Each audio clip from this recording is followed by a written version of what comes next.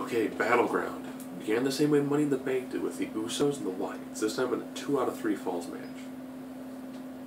Wyatts get the first pinfall, Usos get the second. The finish saw probably about like 30 near falls and everyone hitting ridiculous amounts of finishers. Rowan double suplexed the Usos off the top rope. Double superplex. Just anything you could think of was involved in this match. High flying, mat work, ground and pound. This had everything in it. How do they win the match? How do the Usos retain? Double super kick to Harper. Double super kick to Rowan. Double top rope splash for the 1, 2, 3. That is how you do a feud. They had some solid pay-per-view matches. They had some good matches on Raw.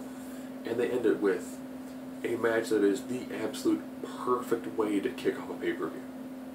And I was like, I do not want to be who's going to be up next. It's supposed to be Rollins and Ambrose. Rollins cut a promo, Ambrose attacks it. They more or less kick Ambrose out of the building. Okay. They do have the match later on, and Rollins wins by forfeit. And then they do another awesome beatdown sequence, which was really great. Paige AJ. This match actually had 2 botches, which was weird.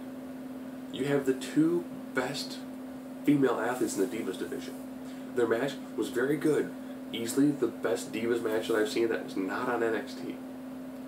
And that's a problem. It should have been the best Divas match I've seen all year long, not the best one that I've seen that was not on NXT.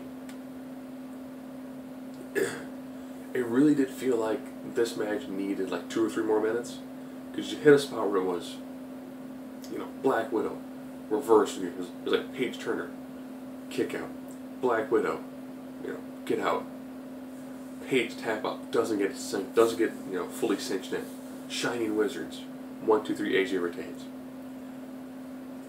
The match felt like the earlier match just went long. And they had to throw out some spots that would have made the match a little more entertaining. Still a very solid match, but it's not as good as it should have been with those 2. Swagger Rusev. This match made Swagger like $1 million. He had Rusev on the ropes pretty much the entire match. Guy went for the Patriot Lock like crazy. Made for a highly entertaining match. Rusev got him some good shots. Never really truly got his offense going. Swagger stuffed him a lot. Swagger gets him in the Patriot Lock to get the outside of the ring. Swagger, Patriot Lock. Rusev rolls Swagger head first in the ring post. Wins by count out. Nice way to keep that match going until SummerSlam. Which would make sense. That's a match you continue to SummerSlam. Bray Wyatt, Jericho.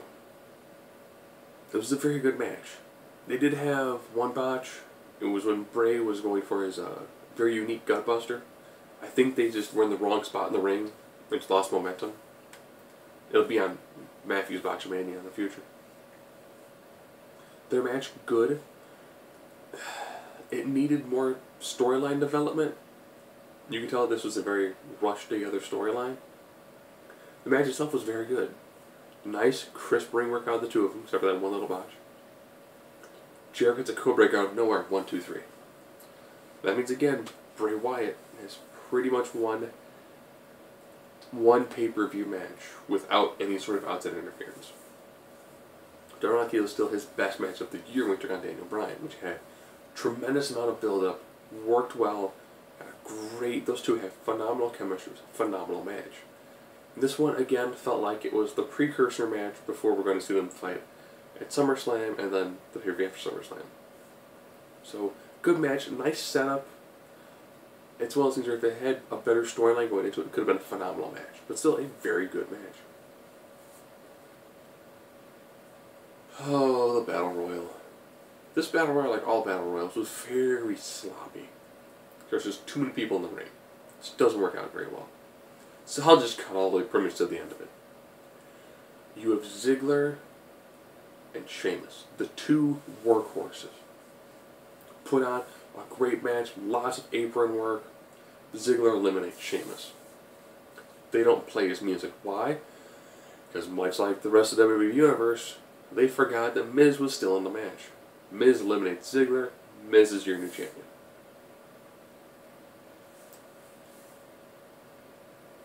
I do think that a Miz Ziggler feud is good. You know, the matches that Sheamus had with Miz were a very solid match. I think if you put him in the ring with another workhorse, they're going to produce some phenomenal matches. Now the main event, Fatal 4-Way. Someone really needs to break the Fatal 4-Way format. They really, really do. This was like almost every other triple threat match, like every other Fatal 4-Way match. The two heels would team up for a little while to defeat the faces. One of them be eliminated, the two faces would to defeat the two heels. The heels fought each other, the faces fought each other. You know, it's always had just 3 people in the ring at the time. The ending set of sequences pretty much had John Cena, Roman Reigns, and Kane. One would hit a finisher, go for the pinfall, third person would knock the person off, then go for the pinfall, third person not involved in pinfall, start that pinfall, other person hits a finisher, do the same sequence again, rinse and repeat. Then Orton gets in the ring, same sequence happens pretty much again. Orton hits an RKO on Reigns, that's payback for Reigns putting him through the barricade with a spear. John Cena hits an AA by putting Orton on top of Kane with the AA. Pins Kane 1, 2, 3. John Cena, your world's most ultimate underdog, the 15-time champion, John Cena, again overcomes the odds in a match that he had absolutely no way of winning. Oh no, what shall they do? Because John Cena is always the underdog, and he is always going to be the person who is going to have to rise above the current challenge that he is facing. Even though he's a 15-time freaking champion. And now they're talking about he's a 15-time champion. He's rose above things for the better part of a freaking decade. He's not an underdog. Let's just forget that he's an underdog story. Yeah, sure, he's going to take on Brock Lesnar at SummerSlam. Yeah. And they'll probably play up the fact that Lesnar's first match back, he lost to John Cena. I mean, John, I know he's the man, he's the moneymaker, he's the guy who's helping to bring in little kids and all that, but he is also the same. He's killing it for the older fans. Period. Done. Orton did a pretty good job in the match. He's Orton. Kane, workhorse, same thing. Roman Reigns really seemed out of his element in this match. He did hit the Samoan 619 on all 3 people in like a sequence. It was like Cena, Orton on the outside, Kane, and it just seemed awkward.